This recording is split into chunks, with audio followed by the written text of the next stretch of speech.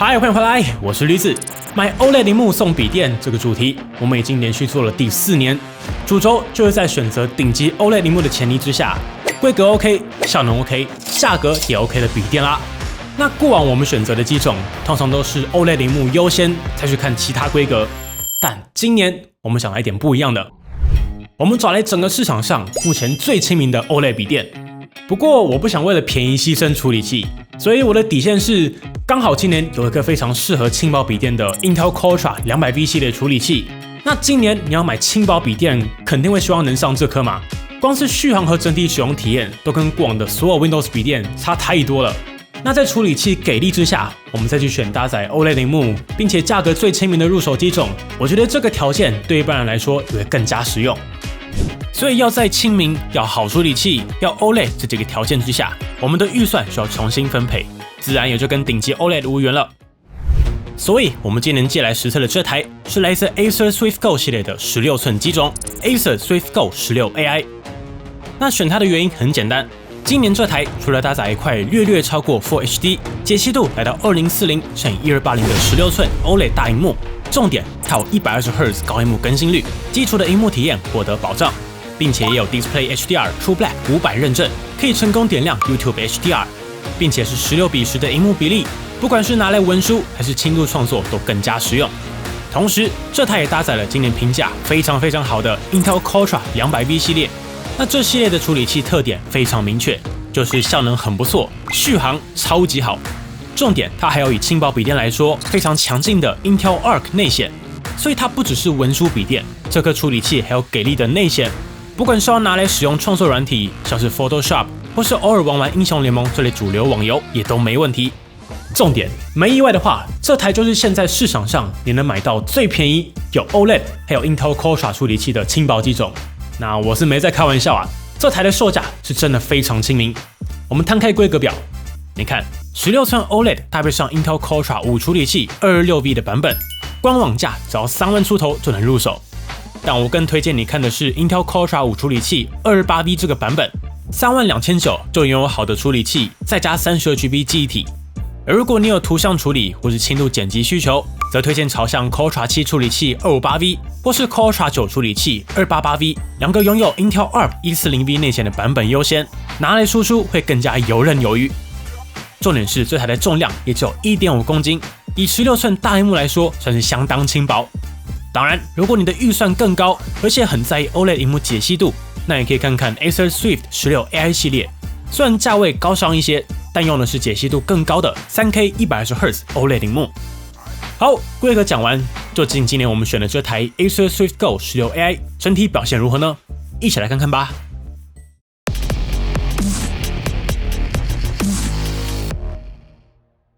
首先，我们还先从外观看起，但是我不废话，讲重点就好。今天我们开箱的这台是来自 Acer 很经典的产品线，叫做 Acer SwiftGo。那这个系列的定位很明确，就是主打轻薄好携带，符合日常使用的文书机种。而我们今天开箱的 Acer SwiftGo 16 AI， 从它的名字来看就很明确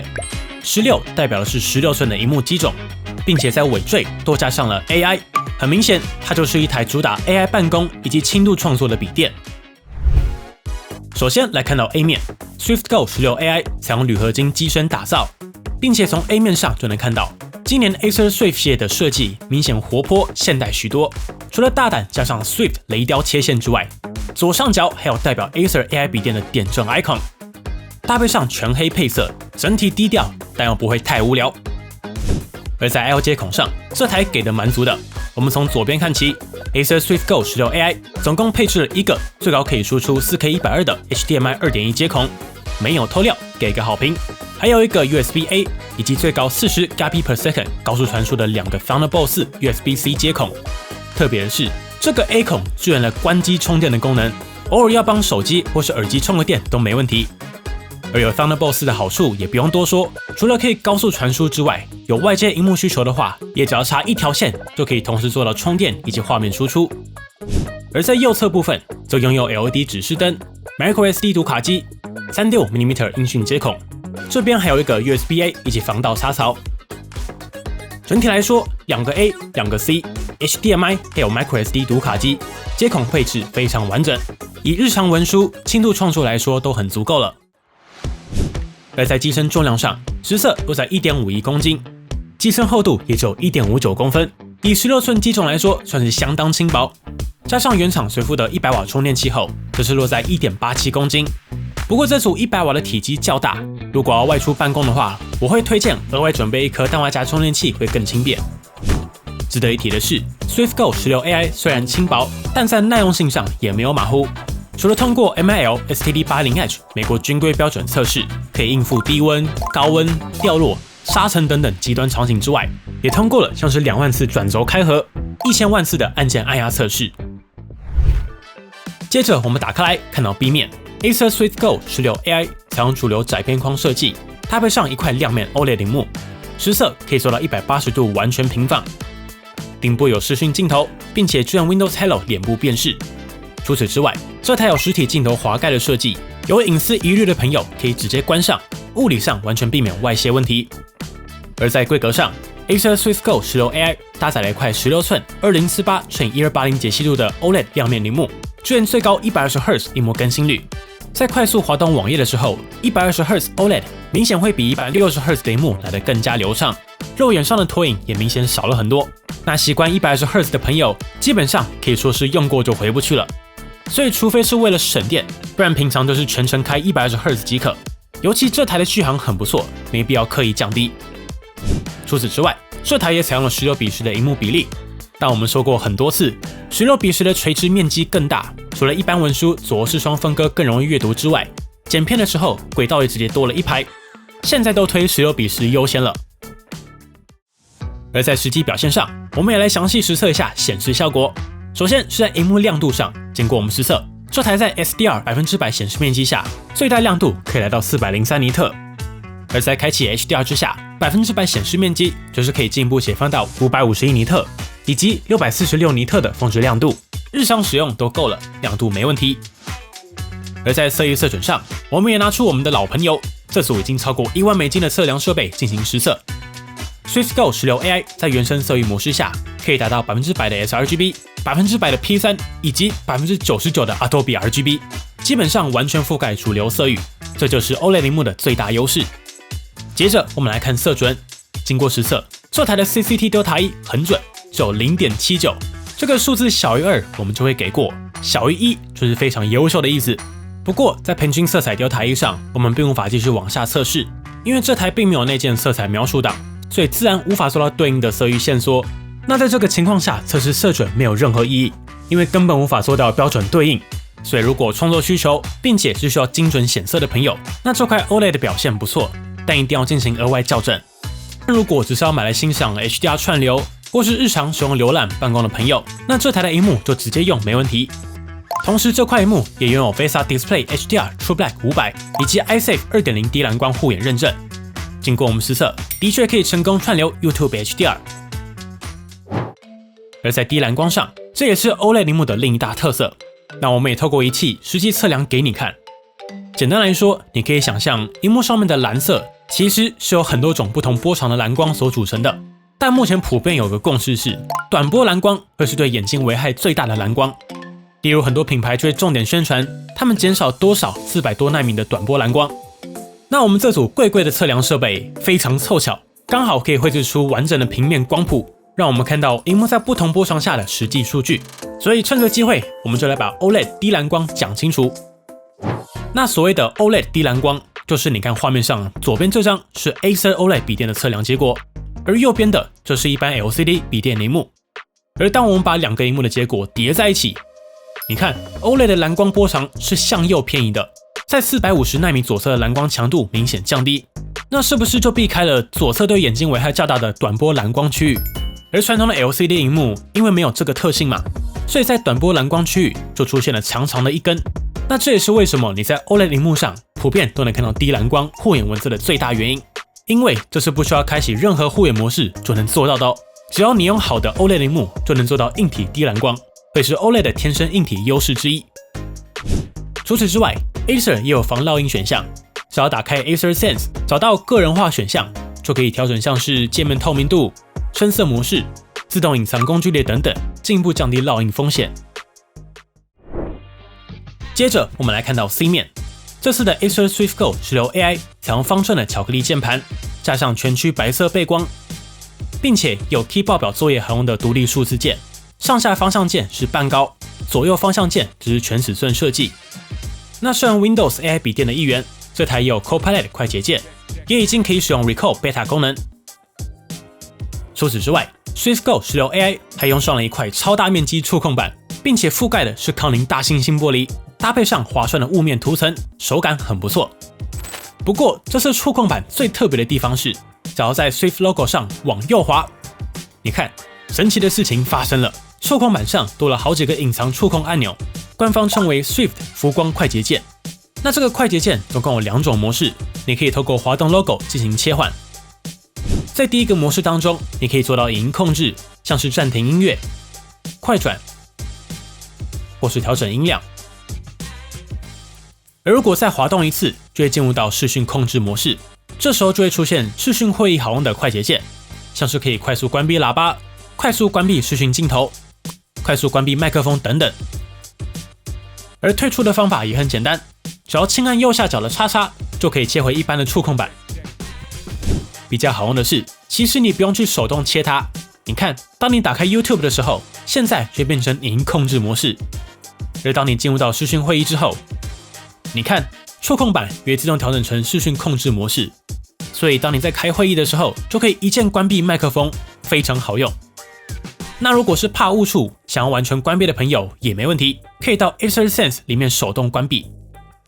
对了，这台也有 Acer Sense 快捷按钮，可以一键打开 Acer 笔电控制中心。而在打字手感上，这台会是薄膜偏 Q， 以下也提供一段键盘声给大家参考。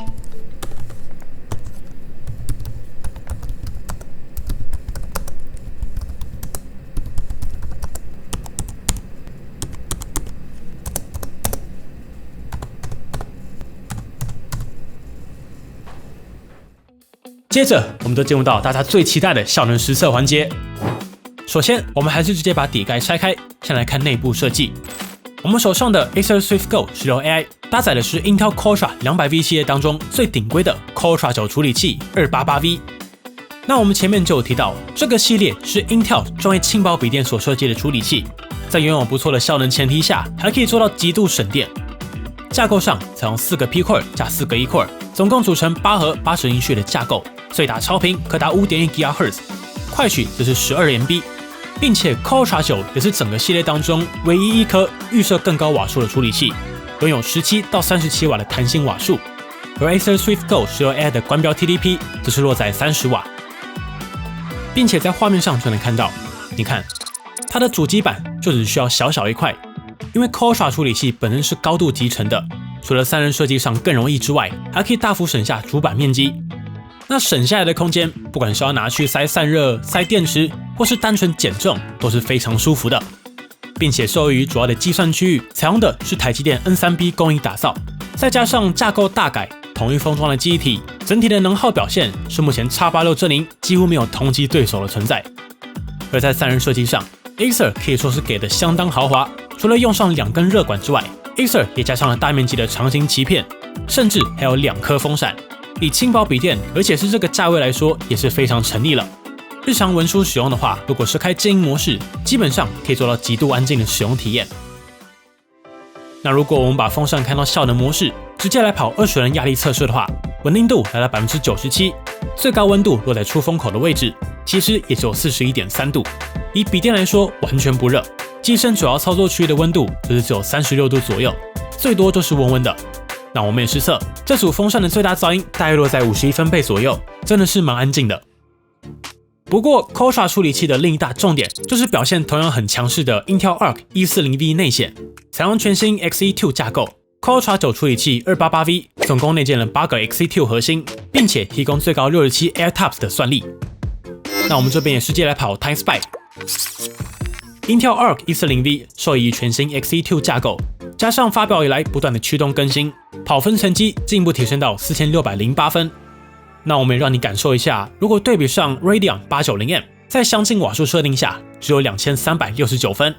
而这个表现，就算是对比最新的满血 Z2 Extreme， 也还有将近 14% 的效能领先。所以这代 Intel 内显是真的有点料啊！并且在经过了这段时间的驱动更新之后，在游戏上也很多惊喜。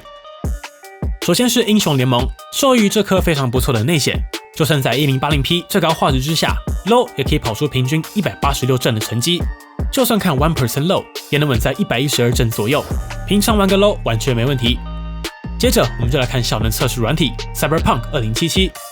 那2077完全可以看出 Intel 这次 XeSS 2的驱动更新有多给力。年初我们在测 1080p 低画质，开启 XeSS 之下 140V 顶多只能跑出平均67帧上下，而现在在最新的版本之下，这台居然可以直接跑出平均84帧，非常之猛，完全可玩。而且更重要的是，这个表现其实已经比隔壁阵营最新的 Z2 Extreme 还强了。Intel 终于在2077扳回一城，发挥出 140V Gale 的效能和规模优势。2077终于不再是 Intel 的软肋。那除了游戏之外，轻薄笔电的内显主要还是为了服务像是 Photoshop 或是轻度剪辑这类基本的创作用途。那我们也实测 Premiere Pro 4K 剪辑测试，一般的轻度 YouTube 4K 影片剪辑可以参考这个测试结果。素材采用总长10分钟的 4K 原片，并且经过简单的调色及混音，最后进行 4K 输出。那经过实测 ，Acer Swift Go 16 AI 总共耗时8分22秒完成输出。那这个表现，就算是对比上瓦数定位更高的 Ryzen AI 9 HX 370，也直接省下了 18.6% 的输出时间。基本上创作软体就是 Intel 的主场啦，尤其在 Adobe 的创作软体上，还是有表现加成的传统优势。接下来我们看到周围配置 ，Acer Swift Go 16 AI 搭配的是 32GB LPDDR5X。那因为是封装在 CPU 上的，所以基本不用担心。SSD 部分则是 WD 供应的 S5000 1TB M.2 PCIe 4.0 SSD， 实测循序读写播放画面上。网卡部分也采用了 Intel 的 Wi-Fi BE201 网卡，经过我们实测，可以成功连上 Wi-Fi 7以及6 GHz 的频段。那这次的 Qualtra 9处理器 288V 也有内建专门为 AI 运算而生的 NPU， 可以提供最高48 TOPS 的算力。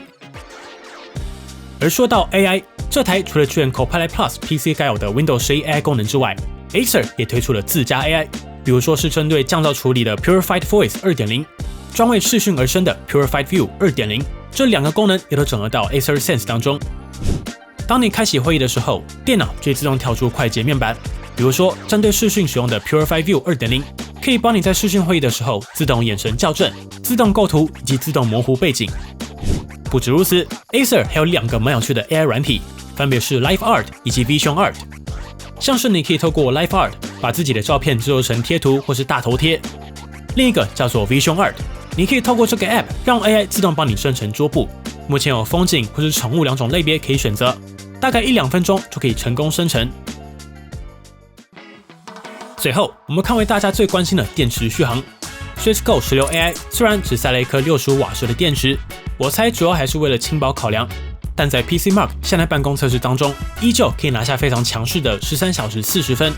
Intel 这系列的能耗是真的没话说啊。那如果对这个数字没什么感觉的话，我们就直接以日常使用情境来看，会更加直观。我们实测纯文书使用 Windows 效能，选择最佳电源效率，风扇开标准，萤幕亮度 70% 上下，萤幕更新率 120Hz， 而且把自动说明关掉，然后同时开15个以上的网页，加2个 Word， 1个 Excel， 然后直接用 YouTube 听音乐。这样早上10点上班，中午休息1个小时追剧，7点下班，重度文书下还有 20% 左右的电量，真的超级惊人啊！基本上外出跑客户、去咖啡厅打报告一整天都没问题。不过还是要注意，这台设定只适合纯文书使用。如果是要拿来重度文书，或是要拿来创作 ，loading 比较重的朋友，因为瓦数本身很可控，出门简单带颗 PD 充电器就很放心了。而在充电表现上，帮你使用原厂随附的100瓦充电器实测，半小时充上 53%， 1小时充上 86%， 最后 10% 就是进入到慢速充电保护电池，完整充满后是1小时39分。随后帮你也一样提供所有的跑分测试结果供大家参考啦。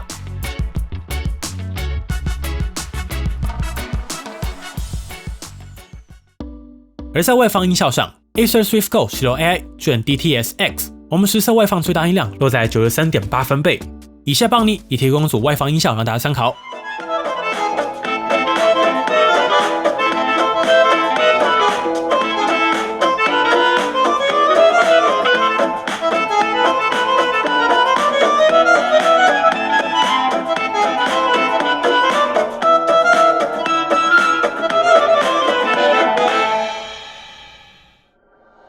本期节目就先到这里，如果还有任何问题或是帮你没说到的，欢迎底下留言一起讨论。我是驴子，那我们就下次再见啦。如果喜欢本期的节目，不要忘记订阅邦尼，并且打开小铃铛，及时收到我们最新的评测通知。当然，你也可以在 Facebook 邦尼 AI 小助理、Instagram 以及 Line@ 找到我们。如果还有其他问题，别忘了底下留言。那我们就下期影片再见喽。